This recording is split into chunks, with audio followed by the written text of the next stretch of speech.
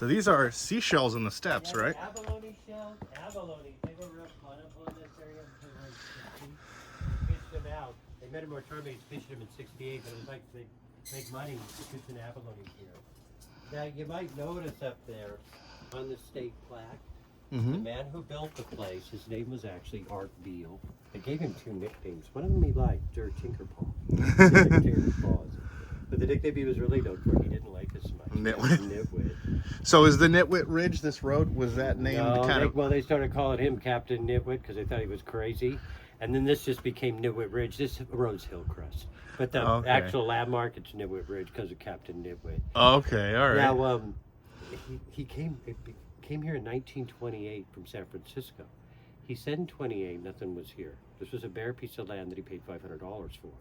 The first thing he did, he said he dug the hillside out with an idiot stick, which are called a pick or shovel. He said it takes an idiot to man it, but he hand dug the hill out. And he collected, he'd get the rocks from the beach and the creek area, but he also collected the pipe. He said he collected all the wood. But when you look around, it'll kind of scare you. Art said he even collected the electrical parts and wiring. When he lived here, all this electricity worked. It worked until 1997. It's disconnected now, which I'm glad. And you look around, you feel the same way. It's got wires.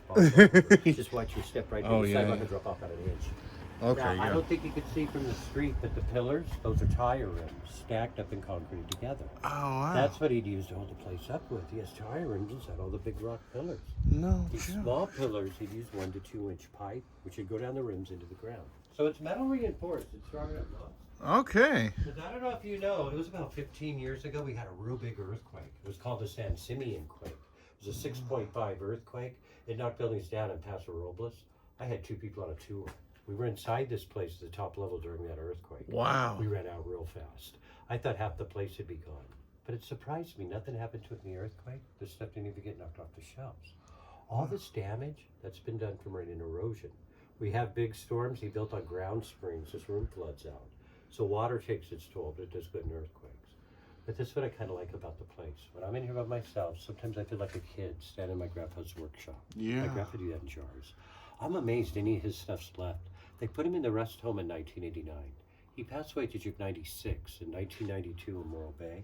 But it's been abandoned since 89. People come in and take stuff. But I'm kind of surprised you don't see graffiti. And people, they didn't destroy or vandalize everything. It just seemed to be kind of picked apart. How did he finish building this? Was there a point where he said, "Okay, I'm finished," No, I don't think he or kind of he just kept slowed going? down, yeah, until they put him in the rest home. Now watch your head. He was a short man. He was my size or shorter. I don't think he'd use ladders. He'd build as they go along. For once in my life, I feel tall around here and short. He did put rebar in the arches so they're strong. Now you already noticed he liked abalone shells. They are throughout the property. He was never known as an abalone diver. He was actually the town's garbage man. For over 30 years, the county paid him to pick up the trash.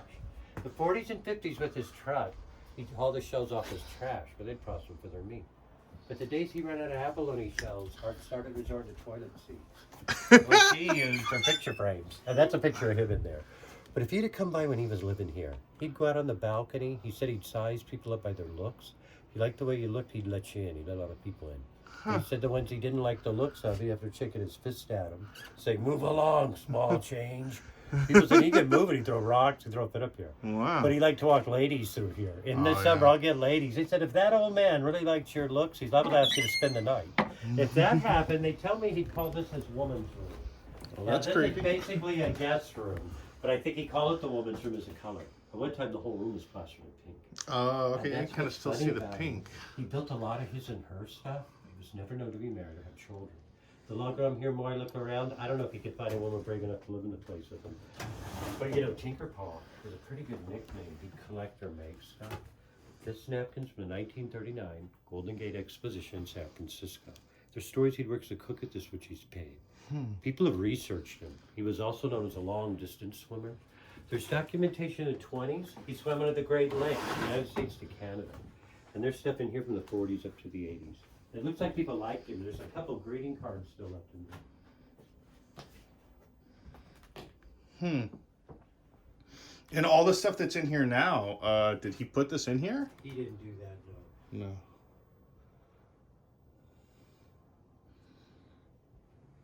So what is the story behind, what is this, the three-headed dog? Yeah, Cerberus, yeah. I make all this stuff. This is what happens if you're here too long. You start making dolls. Oh yeah, you start making like paper mache. Yeah, it's like tape, paper. That's paper cool. mache. All right. Now this is how all the rooms look. This room we have it clean. This is a laundry room. A couple of washing machines in there. Wow. Right behind this wall is a gas-fired water heater plumbed in. When he lived here, he was hooked up to the county gas, electricity, and water. The logger arm here, I think he built it before there's many building inspectors around. One of them would come in here, they might have a heart attack. So then watch your head here, I'll take you up the stairway. This stairway's kind of interesting. He'd call this the California cooler. Now Art claimed this stairway stayed 50 degrees. This was his refrigerator. There's pictures he'd keep milk, butter, and cheese sitting on the shelf here. I'm glad that's no longer here, because that stuff up there behind you, that's his stuff. He canned that off the fir trees, I think in the 80s. I'm glad the earthquake didn't knock it off. But you know, you can feel the way he dug this out, it draws air through. It's always cool in here. Yeah, it is really cool here, actually. And then at the top here, you can see applesauce, ketchup, soy sauce, garlic, and vinegar. But that's what's actually left of his stuff still in here.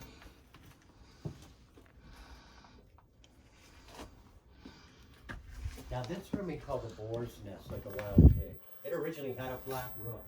This roof was concrete. It collapsed in the 80s, but our lift to the roof fell in. We come in now, there's no roof. We did this a few years ago, but it's leaking real bad. We're gonna do something again. But this was a dining room. We had a dining table here. The ceilings were finished. Then he had two big abalone arches and a half-polar bar tied to a rock pillar. He used that to divide the dining room. This was a living room, complete with a homemade fireplace. In pictures, it wasn't half bad looking. The mantel was decorated with abalone shells. It's just kind of scary. It's what's left of a homemade gas-fired fireplace. He ran a gas line to an oven burner. Back when they were metal, he made his chimney from paint buckets. He has 5-gallon buckets leaving the rock and concrete for his chimney. It seems like he probably had a pretty good sense of humor. He has toilet seat picture frames. This might be to complement that. This is 2-seated outhouse or bathroom. Art said he put his and her toilets here so he could sit here and have conversations with people. So you have pictures of the 60s and 70s. People take their picture with him in there. But he had it plugged in. He brought water to the sink. His toilets were tied in the house, which was tied in the city sewer. He did have her build a 2-seated outhouse right next to the outdoor barbecue, maybe for convenience. But then when you really look around, the reason he may have built the place, he'd tell people while he's building it, he'd take a coffee break every 15 minutes, which are described as a coffee cup filled with a bush beer. We call beer cans building materials. You look around, you see a lot of beer cans. Most of them turn out to be bush beer. But I've been here a while. It looks like there might be more beer cans than abalone shells. You look at his house, sometimes you think maybe it was one too many coffee breaks reason he built it.